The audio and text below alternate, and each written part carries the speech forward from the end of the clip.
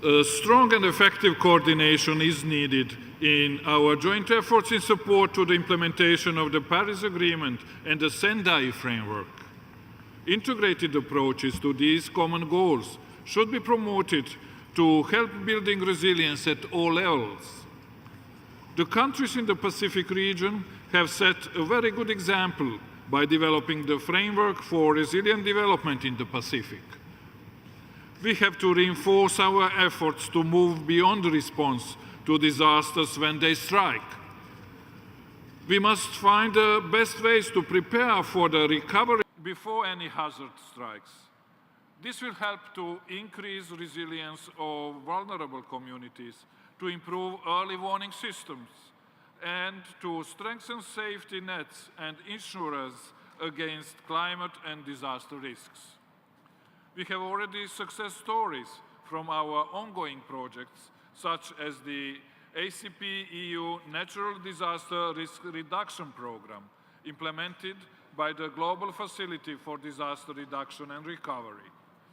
The ACP-EU Natural Disaster Risk Reduction Program has also succeeded in building improved collaboration in the disaster risk management among the ACP Secretariat, the regional economic communities, the European Commission and EU delegations, the Global Facility for Disaster Reduction and Recovery, and the World Bank. The Natural Disaster Risk Reduction Program has also contributed to position the regional economic communities as a major disaster risk reduction policy and coordination actors aligned with regional climate policy priorities.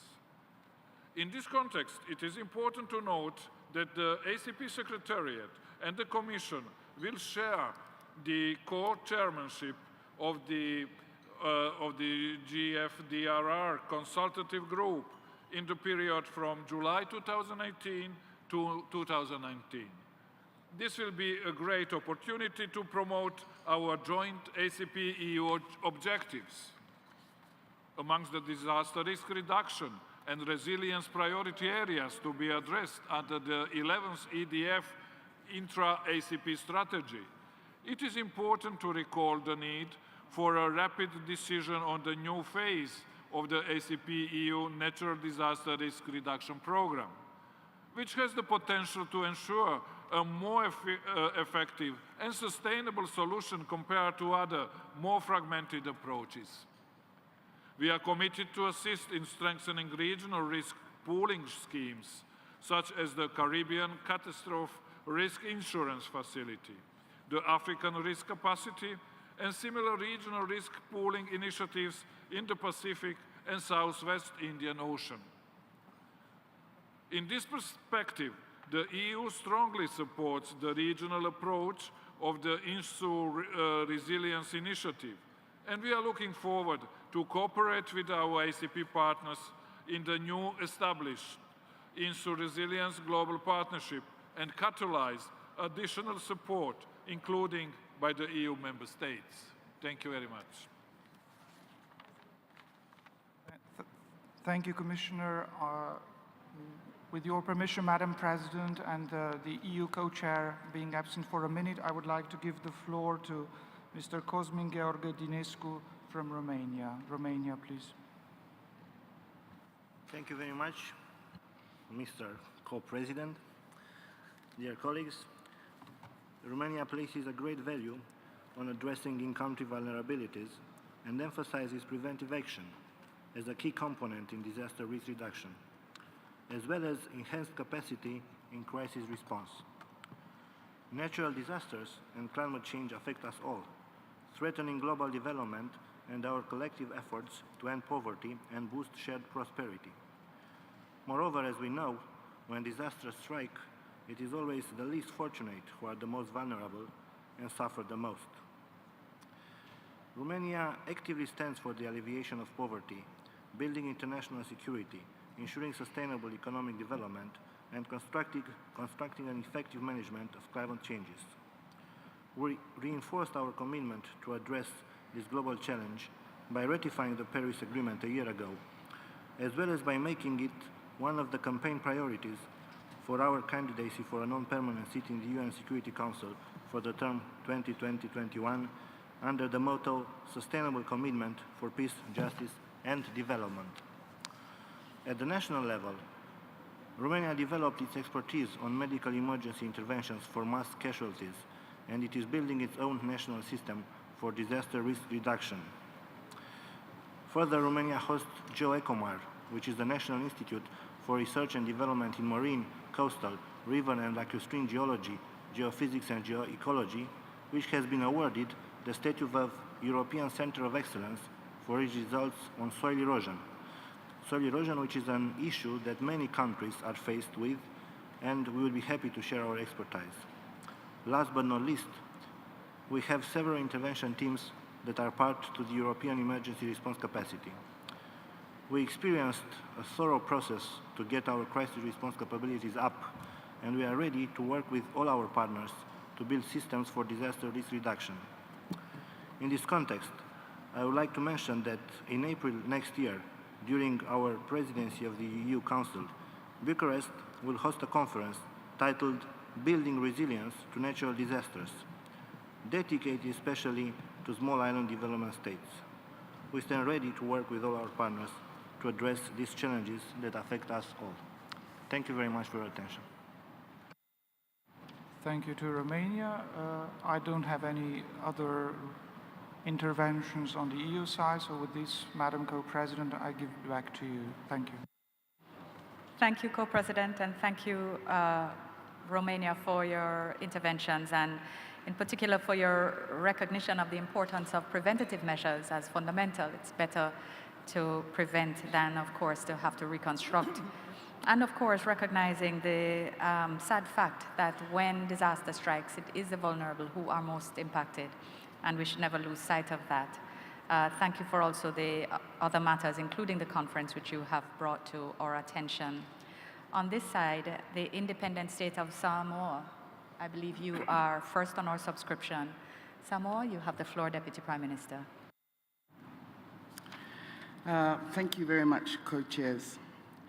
I make this intervention on behalf of the Pacific region, whom welcomes the efforts undertaken at the ACP-EU level aimed at collectively reducing the negative impacts of climate change in all our member states. We are also acutely aware that many of our nations are extremely vulnerable to natural disasters, which is further compounded by slow onset events, whether they be in the land continents of Africa and Europe or the ocean continents of the Caribbean and the Pacific. In the Pacific region, we are doing what we can and taking the global lead in dealing with the policy issues of climate change and disaster resilience through the Framework for Resilient Development in the Pacific. The regional strategy embraces an integrated approach to climate change, disaster risk management, and net zero carbon development. The implementation of this initiative is supported through an inclusive approach to building resilience through the Pacific Resilience Partnership, of which the European Union is a member of the task force. Co-chairs, we need to reinforce the idea that efforts towards resilient development is everyone's responsibility. I wish to also place a particular emphasis on the vulnerability and fragility of many of our nations and the challenges we face in accessing concessional financial resources to support our efforts in this regard. The definition of fragile states currently adopted by the multilateral financial institutions needs to be extended to include climate change-induced fragility and vulnerability. This shift in defining the meaning of fragile is urgent and needs to ensure that appropriate support is available for many of our vulnerable and fragile nations. Our collective support of this important initiative is a must, as it advocates the needs of our vulnerable and fragile states to access recovery, reconstruction, and rehabilitation facilities without condition. Recent catastrophic events in a number of our ACP and European countries have shown that a single event can wipe out years of productive development and regressively impact the lives of our communities. We should, therefore, collectively examine ways and means of including climate change vulnerability and induced climate risks in the definition of fragile states and lend the required support needed to all our affected countries. While we are fully committed to the 2030 development agenda, we cannot achieve these goals if we are not investing in climate-proofing infrastructures and resilient development, for which your support is very much needed. Thank you. Thank you, Madam Deputy Prime Minister. The Minister from Grenada, you now have the floor.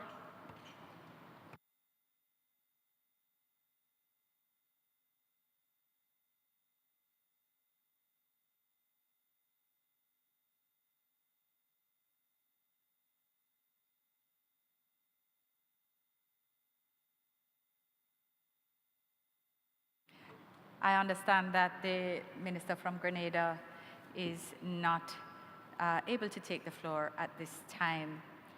If there are no further interventions required, or sorry, not required, but which are on the floor, I have no additional subscriptions and would therefore wish to take good note of the discussions, again, on this important subject, a subject that is important to so many of us, and to commend the efforts of member states in tackling this significant challenge to our development efforts.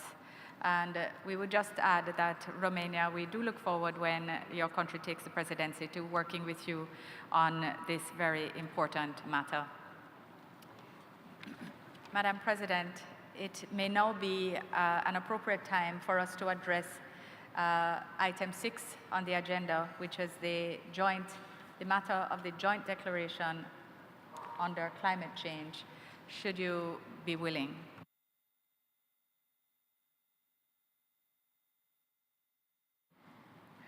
Thank you, Madam Co-President. I want to start with gratitude to all ACP countries and also European member states for being able today to adopt this declaration, and which shows our joint efforts to implement the Paris Agreement.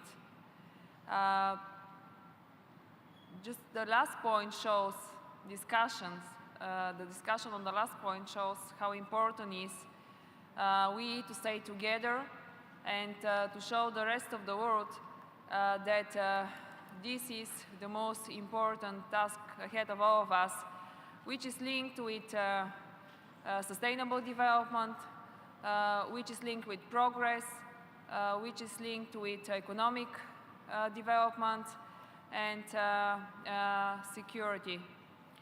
I know that, and I want to thank also the two secretariats and the team from the Secretariat of the Council and EIS and all the experts that in this day and a half managed to consult the proposed changes from your side. And we just finished the silent procedure from our side, and I'm happy, yes, to announce that we agreed on these changes that was proposed yesterday with amendments, small amendments from our side. So this declaration is really very timely, also having in mind that Poland will take the presidency from Fiji. and we will have a really opportunity together to show results, not only adopt the declarations. And European Union is committed also through financing to support the ACP country to build resilience on the climate change. So I don't have any introduction, but I now give what to say more. So I give the floor to Commissioner Mimica, and then after that I have two speakers also additional in my list. Thank you, Madam Co-President, honorable ministers. 2018 is a crucial year for international climate action. With the Talanoa Dialogue, the first global discussion on the global emission reduction efforts since Paris, and COP24 in Poland next December. The European Union and ACP group have a particularly important role this year, given that the negotiation process is led by an ACP state, Fiji, and an EU member state, Poland, as current and incoming presidencies of the COP. It is now more important than ever that we, the European Union and the ACP group, together take the lead in driving the Paris implementation agenda.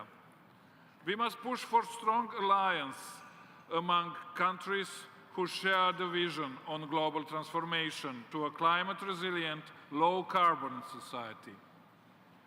In this context, and following the orientation debate at the last year's EU-ACP Joint Council of Ministers, a joint EU-ACP statement on climate action was prepared for this year's Joint Council. Besides political declarations, concrete support to climate action is crucial. The EU and its member states are the biggest donors of climate finance provided to partner countries benefiting from ODA. The EU is also a major contributor towards the goal of making available $100 billion per year by 2020 and up to 2025. In 2016, total climate-relevant financial contributions from the European Union, member states and the European Investment Bank have reached 20.2 billion euros. European Union has increased its contribution more than 14% from 2015 to 2016 alone, and commitments are being implemented. For the ACP region in particular, we are starting to implement the new intra-ACP Global Climate Change Alliance. This program, and later this year with the new Climate Services Program, will be also launched. However, we look forward to advance with the implementation of the disaster risk reduction actions, in particular with regard to the programming for the annual action program 2018. These actions include important regional and national support in strengthened capacities and simultaneously building partnerships with key stakeholders and work within effective global initiatives, such as the GCCA+, the Global Facility for Disaster Reduction and Recovery, and INSU Resilience and NDC partnerships. Local actors are also central to the fight against climate change. Through the Continental Mayors for Sub-Saharan Africa, the EU supports African cities in the planning for access to affordable, reliable, and sustainable energy, while adapting to the effects of climate change. This effort is inspired by the success of the Covenant of Mayors Europe that united more than 6,500 municipalities in ambitious climate action. Thank you.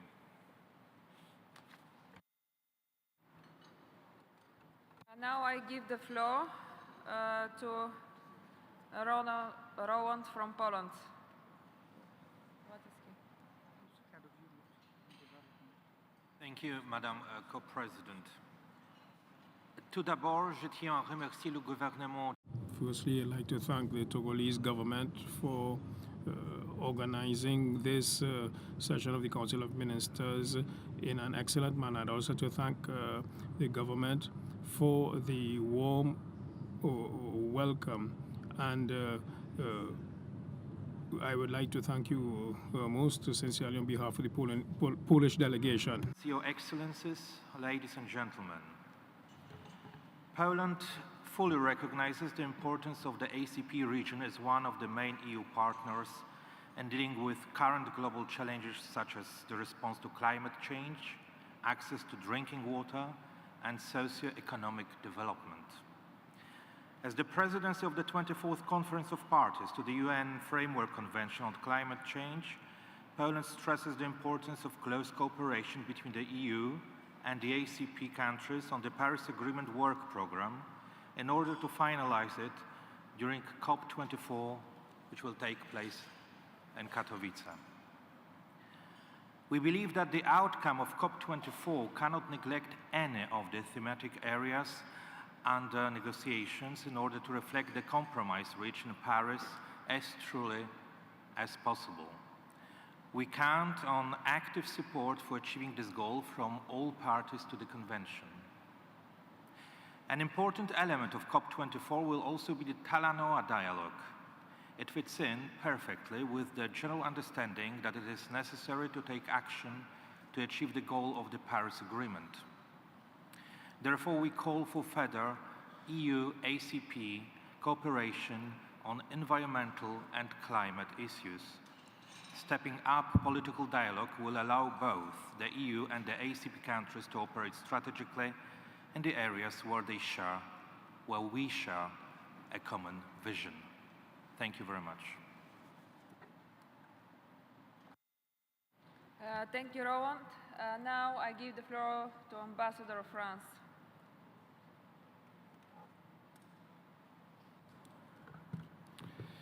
Merci. Thank you, Madam Co-President.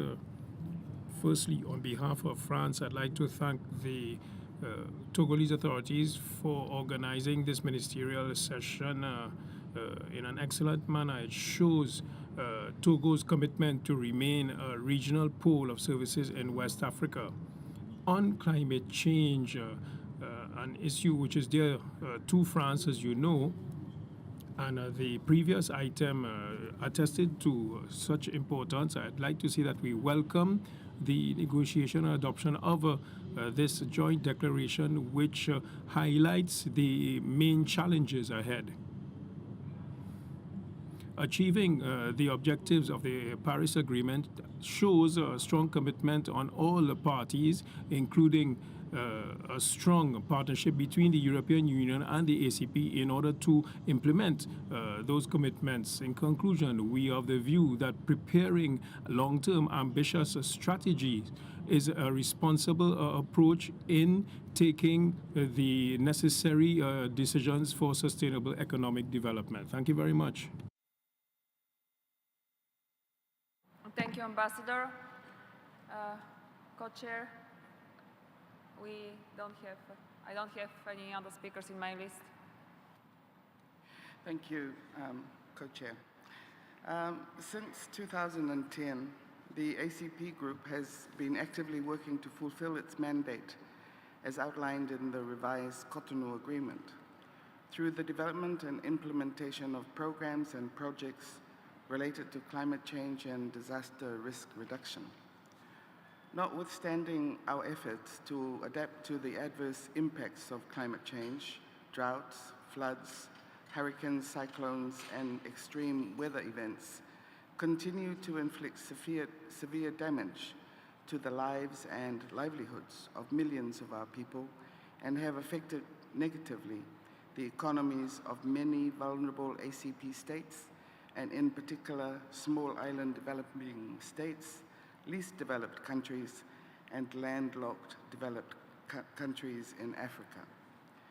The Paris Agreement, adopted in December 2015, was a historic turning point in the global fight against climate change, and the ACP Secretariat continues to work closely with its 79 member states to ensure that the group continues to build on the momentum created during COP21 in Paris.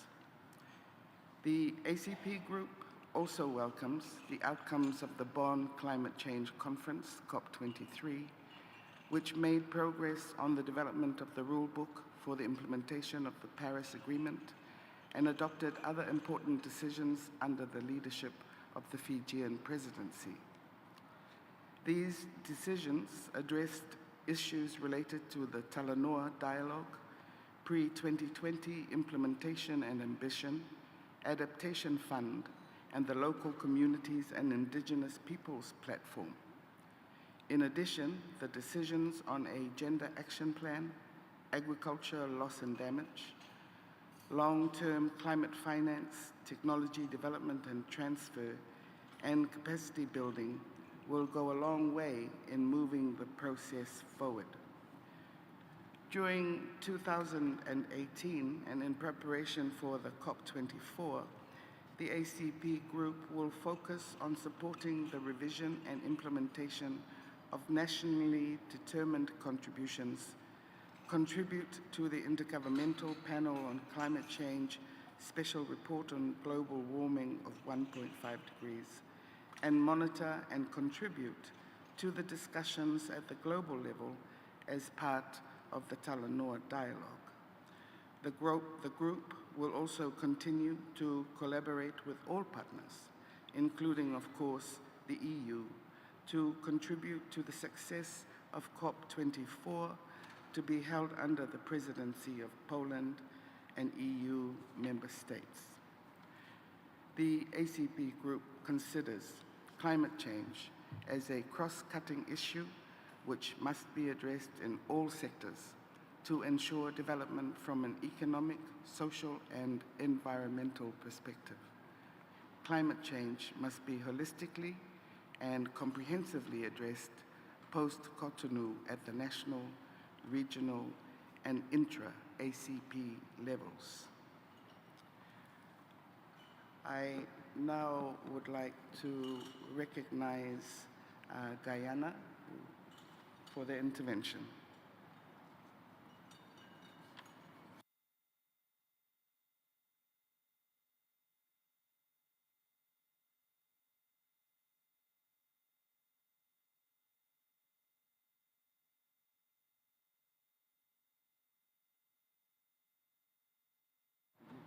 Guyana, you have the floor.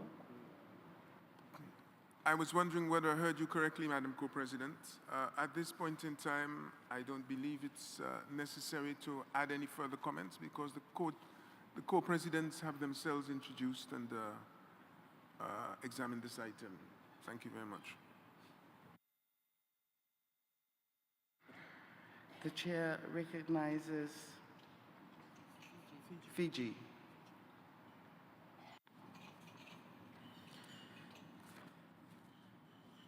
Distinguished co-presidents, thank you for this opportunity to make a statement on behalf of my delegation on the ongoing work on climate change in our capacity as the holder of the current COP23 presidency. At this juncture also, I wish to pay special tribute to our Pacific brothers and sisters from Samoa who today celebrate their Independence Day. At the outset, co-presidents, I wish to convey Fiji's deepest appreciation to both the EU and the ACP for the support rendered towards Fiji's COP23 presidency that enable progress on many critical negotiation fronts. We are assured by your continued and unwavering support in the coming months as we work collaboratively with the incoming COP24 Polish presidency to complete the important tasks that will enable the full operationalization of the Paris Agreement by 2020.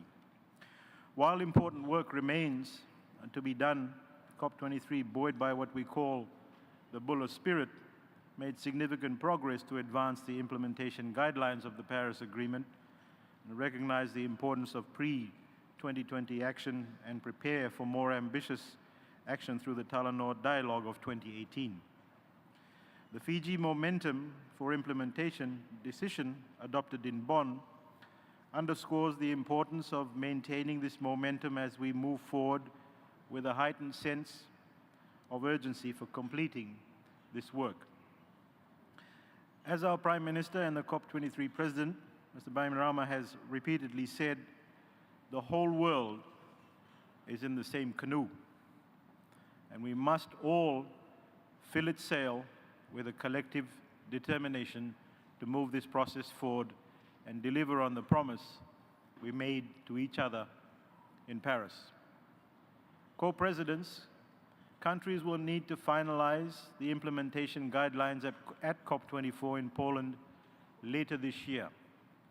For this reason, there will be a forthcoming additional negotiating session in Bangkok in September to facilitate the timely completion of the work program under the Paris Agreement by COP24. Co-presidents, we recently met in Bonn this May for the 48th UNFCCC negotiation session to progress key work. We also held the first group Talanoas as part of the preparatory phase of the Talanoa Dialogue. The approach to the dialogue, as many of you may know, was embraced by the global community at COP23 as the best way to raise ambition and action. It brings the Pacific tradition of storytelling and consensus building for the greater good to the negotiation process, involving a wide range of actors, both state and non-state, business and civil society. In May, parties and non-party stakeholders met in 7 groups to discuss the 3 Talanoa Dialogue questions. Where are we? Where do we want to go? And how do we get there? Stories of national adaptation and resilience programs, the need for urgent mitigation, and appropriate accessible means of support came out strongly in the Talanoa Dialogue spaces. These are indeed important components in the NDCs of developed and developing countries and are critical for achieving the overarching goals of the Paris Agreement, including the promotion of sustainable development. Again, co-presidents, Fiji wishes to thank the EU and the ACP member states for its strong support to the Talanoa Dialogue at the recently concluded 48th session in May, and Fiji encourages you all to embrace this dialogue and use it to increase ambition and action. We ask countries and regions to consider convening their own dialogue processes, engaging with national, state, and local governments and stakeholders, and have the outcomes of these dialogues fed to the UNFCCC Talanoa Dialogue portal. And after all, the Talanoa Dialogue is ultimately designed to help the world achieve the long-term goals of the Paris Agreement by encouraging parties to submit more ambitious NDCs. I'm pleased to inform that the EU in Brussels will be having its own Talanoa Dialogue on the 13th of June, where our climate change ambassador will be one of the key speakers.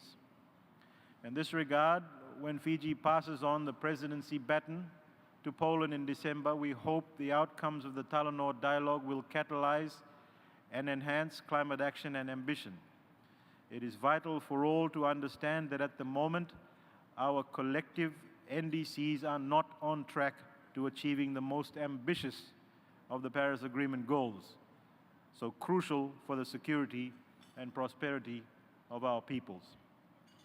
Unless we lift ambition and action, the world is heading towards at least 3 degrees in extra average global warming, with damaging extremes we all know too well. Distinguished co-presidents, one of the areas severely impacted by climate change is food security. In response to this, the FAO has established a unit committed to addressing this link between climate change impact and food security. Fiji acknowledges the support of the ACP and the EU in the historic agreement reached at COP23 on agriculture. This decision allows for directed strategies for adaptation and mitigation within the agriculture sector to both reduce emissions as well as build resilience to the effects of climate change. The Coronivia joint work on agriculture is historic because for the first time in history of climate change negotiations, countries have actually reached an agreement on having agriculture in the negotiation process. Furthermore, as was articulated by my ambassador on the Tuesday, and if I may be allowed to reiterate it again this morning, agriculture continues to be the sector that on average employs the majority of the working population in ACP countries, averaging between 50 and 60%. Likewise, the agricultural sector still contributes 20% of GDP on average in ACP countries. Its inclusion in the UN climate negotiation process is a remarkable achievement for us all. We must give it its due support. Co-Presidents, we thank the membership of the EU and the ACP for the consensus reached today toward the adaptation or adoption of a joint EU-ACP declaration on climate change. Fiji views the joint declaration as an invaluable tool or rallying point in our collaboration on climate change negotiations. For this reason, we must ensure that this shared position is consistent with the goals and principles of the UN Climate Convention in our shared commitment to achieving the full potential of the Paris Agreement. Co-Presidents, we have accomplished much together in our joint work on climate change. As we all know, this collaboration was the hallmark of our success in Paris. Now, more than ever, we are called upon to forge stronger collaboration to move us to the effective implementation phase of the Paris goals. The collaboration and convergence on a shared ACP-EU position on climate change is key to the success of the Paris Agreement. I thank you, Co-Presidents. Thank you, Honorable Minister, for your presentation. My next subscription is from Gabon. Gabon, you have the floor.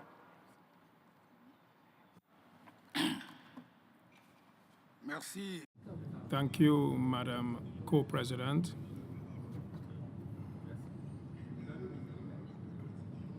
Co-Presidents, let me congratulate you for the skill you have shown in handling our deliberations since yesterday. I'd like to say that Gabon strongly supports the joint declaration on climate change and would like to launch an appeal to the ACP and EU countries for the implementation of the Paris Agreement recommendations. Honorable Co-Presidents,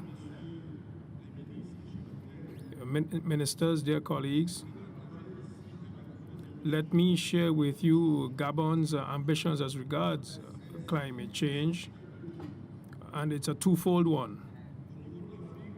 In Africa,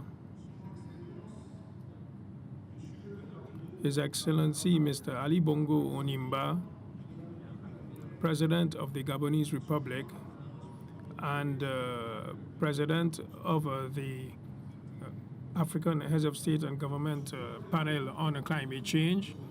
He is also the President of the African Ministerial Conference on Environment since the 31st of January 2017.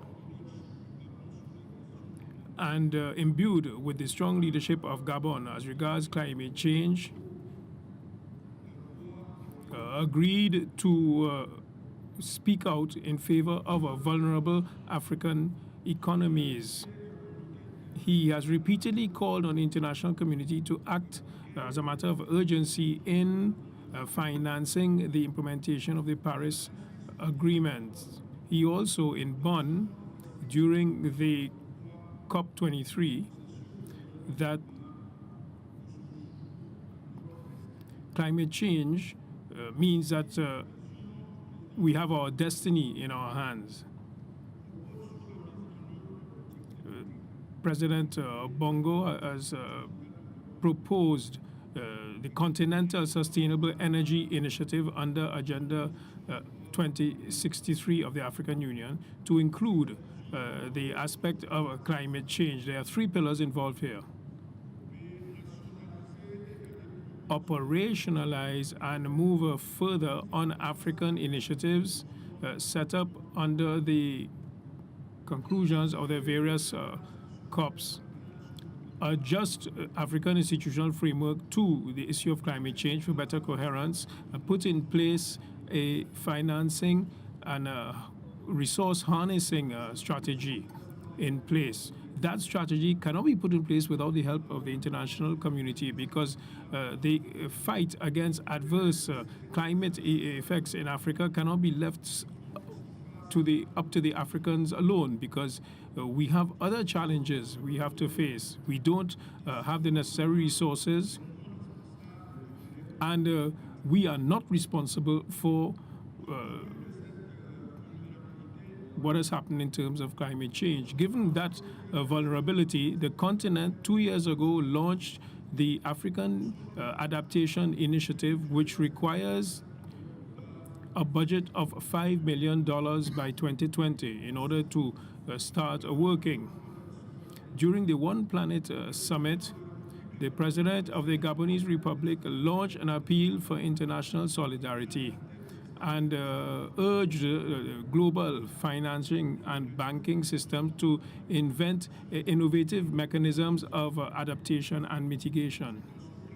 It's in that context that the State Minister and Foreign Minister of the Gabonese Republic, assisted by UNDP, visited Brussels on the 28th of May 2018. And he will also be going to Paris, Bonn, and New York. By way of a reminder, the coordinator of African heads of state and government on climate change also launched a mobilization campaign to get funds in favor of the initiative, and announced Gabon's contribution of $500,000 to UNDP, which administers the fund. That's why, colleagues, on behalf of ACP-EU Solidarity, as far as Gabon is concerned, I am passing on the same message to you. In Gabon itself, our commitment since 2011 in combating the effects of climate change is not negotiable, and that's why we adopted a basic law on sustainable development with the aim of having our development work according to the principles of sustainability. To that effect, a national climate plan was put in place with the aim of taking stock of what is happening, as well as short-term and medium-term strategies with a strong impact on climate. In that way, with a view to reducing greenhouse gas emissions, government put in place a plan to reduce flaring and to add value to the gas, which has been planned in conjunction with oil companies with a joint commitment to reduce gas flaring. The cities of Port-Gentil and Libreville, as of today, are seeing electricity produced by gas, which used to be flared off. In order to ensure sustainable development, Gabon has opted for mixed energy use, 80% water and 20% thermal energy. As regards adaptation, Gabon, since 2011, has a national adaptation plan for the coast. And in the context of its cooperation with the Green Fund for Climate, two-phase support for its national adaptation strategy. As regards protecting the marine environment, just like national parks on land, in 2017, Gabon created a 20-hectare protected marine area, including 11 aquatic reserves covering 26% of our marine environment. Gabon has a coastline of 800 kilometers. By way of conclusion, Africa is negotiating issues relating to climate change and sensitizes other developing countries along those lines. Hence, the usefulness of the ACP countries and the EU to support Gabon's position. Thank you very much. Thank you, Honourable Minister, especially in Gabon's capacity as current chair of the Committee of African Heads of State and Government on Climate Change. Congratulations also, Minister, on Gabon's voluntary contribution to the UNDP. We do hope that other countries will follow in your stead. We now pass the floor to His Excellency from the Republic of South Africa. South Africa, you have the floor. No, thank you very much, Honorable Co-Chair. We welcome this discussion between our two groups who share a common commitment to the full implementation of Agenda 2030 on sustainable development, and I hope on Agenda 2063 of the AU, and as well as the United Nations Framework Convention on Climate Change and its Kyoto Protocol and Paris Agreement. In the current challenging international political context, we must remain united in our position that these landmark multilateral agreements will not be negotiated and are irreversible. We must maintain the political momentum and demonstrate through our collective actions that we will stay the course on our commitments and deliver full cycles of progressively more ambitious contributions under the Paris Agreement. This year in particular is important for climate change negotiations. As parties to the United Nations Framework Convention on Climate Change need to adopt the Paris Agreement work program at COP24 in Poland in December.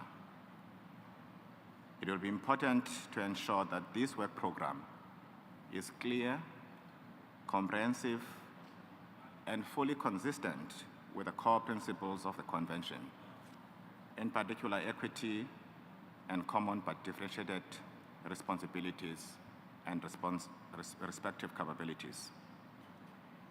It is in this regard, Madam Co-Chair, that we supported strongly the ACP's ministerial decision of 2 days ago, which included this principle within the rule book. For South Africa and other developing countries, the provisions of predictable, at scale and long-term means of implementation support for all developing countries that require it is the key enabler for our action and ambition. Likewise, if the global goals in the Paris Agreement are to be met and the post-2020 regime is to be fair, we expect our developed country partners to honor their existing pre-2020 commitments. Madam Co-Chair, we are confident that with the commitment that has been demonstrated in coming to an agreement on the joint ACP-EU declaration, that indeed we do have a partner in the EU, we as ACP states, and that as we continue with the negotiation, we will be working together to ensure that the objectives of these negotiations are achieved. We also highly appreciate the support that European countries have been providing and continue to provide to assist our implementation efforts. In that regard, Co-Chair, South Africa supports the joint declaration just passed. Thank you very much. Thank you, Excellency. Thank you always for your committed efforts in this regard, for the courage of your convictions, and for the excellent way in which you ensure that matters of great importance to this body are placed at the forefront with the relevant attention and scrutiny in our processes. Thank you, Excellency. And Botswana is the next subscription which I have on the floor. Botswana, the floor is yours. Co-Presidents of the ACP-EU Council, Honorable Ministers, Excellencies, Ambassadors here present, distinguished guests, I take the floor to make comments under Article 6 of the agenda on this very important subject. Climate change is one of the most serious challenges of our time. Its adverse impacts can undermine the ability of all countries to achieve sustainable development goals. It is against this background that Botswana is one of the founding signatories to the Paris Declaration and has since participated in the numerous conference of parties and has taken necessary steps towards ensuring that planning for climate change, adaptation, and mitigation is coordinated through policy development. Climate change has far-reaching consequences, and it should be given the urgent attention it deserves. Botswana, like many countries, has not been spared by climate change, and we continue to incur considerable costs in addressing challenges of both environmental and economic nature. Botswana is highly vulnerable to climate change, particularly in agriculture or livestock, woodland, and health. Botswana crop and livestock sectors are heavily dependent on rainfall. More than half the population of Botswana lives in rural areas and is dependent on subsistence crop and livestock farming, which is hampered by traditional methods, recurrent droughts, and land degradation. Climate change manifesting in long dry spells, frequent droughts and high temperatures, heavy rainfall and floods exacerbate the already harsh environment and as a result in low crop yields and livestock mortality. Agriculture is therefore vulnerable to climate change, which threatens the food security. This therefore negates Botswana's efforts to eradicate abject poverty. Besides agriculture, wildlife is also affected by climate change. In order to reduce the impact of climate change on wildlife, we have to drill boreholes across the country to provide water for wildlife. Our concern is that as the rivers run dry and forests and agricultural resources get depleted, our protected areas may in future not be able to hold the very species and habitats they are currently protecting. This is indeed a daunting scenario for us. It is against this background that we advocate for greater international cooperation in getting improved understanding of the value of our natural resources and how these resources may be affected by climate change. Botswana tourism sector is one case in point. As this sector is largely based on its attractive nature and wildlife abundance, it is at risk because shifting ecosystems and changing water regimes and species migration due to the effects of climate change. Co-President, Botswana is committed to reducing greenhouse gas emissions by 15% in 2030. In this regard, we have taken bold steps to come up with measures and initiatives to reduce greenhouse gas emissions in sectors such as energy efficiency and transport. Our adaptation efforts focus on vulnerable sectors such as agriculture, water, and health. Let me conclude by reaffirming our support for all collective measures and initiatives that are meant to address climate change. We therefore support the adoption of the EU-ACP Joint Declaration on Climate Change. I thank you for your attention.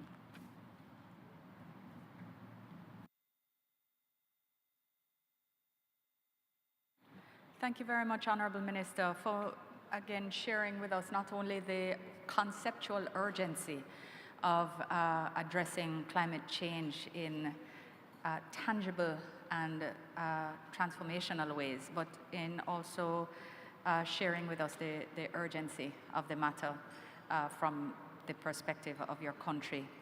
The next subscription which I have on this side is for Suriname. Suriname, you have the floor. Thank you. Thank you, Madam Co-President. As it sits low-lying coastline Caribbean country, Suriname is categorized among the top 10 most vulnerable countries in the world due to sea level rise as a result of global warming. This calculated high vulnerability is in contrast with the contribution Suriname makes to preventing global warming and mitigating the impacts of climate change. Contributions include a net carbon sequestration due to forest management policies, which include the Central Surinamese Nature Reserve placed on the World Heritage List, large 1.6 million hectare of primary tropical forest, and other protected areas such as nature parks and multiple management areas totaling 13% of the Surinamese territory. In addition to our terrestrial forest, Suriname also has mangrove forest along its coastline of its maritime territory of 350 nautical miles. Today, the Surinamese terrestrial and mangrove forests store approximately 219 tons of carbon per hectare, which accounts to 1 gigatons of forest carbon per year. It is against this background that Suriname welcomes the substantial attention that the ACP-EU partnership gives to climate change in its current and form, and in the preparations for the future relationship. Madam Co-President, for Suriname in particular, financial and technical assistance is needed in areas like prevention of deforestation and forest degradation, restoration and management of mangrove forests, and renewable energy. Furthermore, assistance is needed in the form of joint investments in sustainable economic activities such as in innovative and sustainable agriculture and mining, forestry, tourism, and waste management and processing. May I conclude by reaffirming Suriname's continuous support towards preventing and mitigating the effects of climate change, while also looking forward to the development of mechanisms and procedures in the continued ACP-EU relationship that effectively facilitate access to the available necessary financial and technical assistance in support of these necessary national efforts. I thank you. Thank you, Suriname, and thank you for sharing with us the excellent work or the fruits of the excellent work being done in respect of your forests. At this time, I have no further subscriptions on this side and would invite the EU to take the floor. Madam Co-President, the floor is yours. Thank you, Madam Co-President. Commissioner want to intervene and no? Sorry, Commissioner doesn't want to intervene, but from EIB, I give the floor to EIB. Thank you, Chair. Dear Excellencies, ladies and gentlemen, dear delegates, climate change is one of the major pressing issues of our times. As an institution, the EIB very much prioritizes climate action. We are the world's largest provider of climate finance and are constantly evolving what we can do in this field, both sectorally and geographically. You may recall that in the run-up of the COP21 in 2015, the bank committed to increase the share of climate action financing in developing countries from 25% to 35% by the year 2020. Climate action is also a cross-cutting objective of the Cotonou Agreement, as ACP countries are often the ones that are already feeling the effects of climate change, while also being amongst those with the least capacity to deal with it. From now until the end of the Cotonou mandate, we are planning to increase and improve what we are doing in the field of climate finance. We have set out how we will do this in our dedicated ACP Climate Action Strategy, which was adopted earlier this year. Doing more requires both inward-facing and outward-facing actions. For example, we are mainstreaming climate considerations across all of the standards, methods, and processes by which we make our decisions, including explicitly integrating climate considerations into the entire project cycle, so that climate issues are properly considered at every stage of the investment process and for all sectors. On the financing side, new channels and partnerships are necessary to address investment barriers and to catalyze and mobilize additional climate finance. Accordingly, the EIB is taking part in or has developed a number of new climate funds, like the Green Climate Funds, where we are partners since 2016, helping to expand our reach across the globe and get involved in projects in partnership with other organizations and investors. Nevertheless, EIB or public financing alone is insufficient to meet the needs of the ACP countries. Hence, we endeavor to develop specific products to catalyze private sector investment in that area. For example, we have devised a successor to the Global Energy Efficiency and Renewable Energy Fund, GEREF, known as GEREF Next. Like its predecessor, GEREF Next will be a fund of funds which uses public sector finance to underpin private sector investment to reduce risk and get investments to materialize. The Africa Energy Guarantee Facility, which was set up earlier this year, is another way the EIB is dealing with risk mitigation. The AGF will support up to $1.4 billion of new clean energy investment across Africa by providing insurance products to cover what investors perceive as riskier projects. The bank remains committed to supporting great projects in climate change mitigation and adaptation, and as I said before, we wish to do more of them.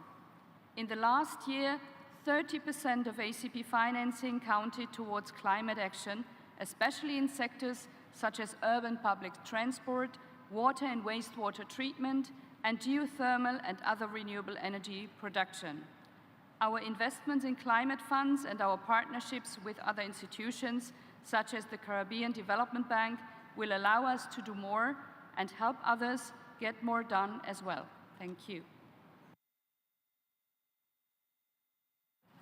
Thank you. Co-chair, we don't have other speakers in my list. Thank you, Madam Co-President, and I thank the representative of the EIB for her presentation as well, in particular recognition that many of us are countries most impacted and yet with the least capacity to deal with the impacts of climate change. We look forward to learning more about the ACP Climate Action Strategy, in respect of which you have indicated that the EIB is projecting to do more. And note as well with great interest the efforts being made to not only catalyze additional sources of financing, but you're entering into additional partnerships and efforts to catalyze private sector activity in the efforts to finance climate action. All of these are appreciated and well noted. Thank you very much for those presentations. I wish, therefore, at this time to note the commitments of ACP and EU member states in their efforts to continue to play, or rather their commitments to continue to play, a leading role in the fight against climate change. Council also wishes to congratulate Fiji for its leading role as president of the UNFCCC COP23 and pledges its full support to Poland as the country to take over the presidency at COP24 in Katowice, Poland in December of this year. In order to reiterate the ACP and EU's countries' commitment to fully and effectively implement the Paris Agreement on climate change, Council also adopts the joint declaration referenced in room document number 2, entitled ACP-EU Cotonou Agreement and entitled Joint ACP-EU Declaration on Climate Change. I think this is, in fact, an excellent moment for both our sides, and is one to be celebrated in addition to being noted. If there is no objection, the joint declaration is hereby adopted, and I would invite member states all present to acknowledge this moment with a round of applause.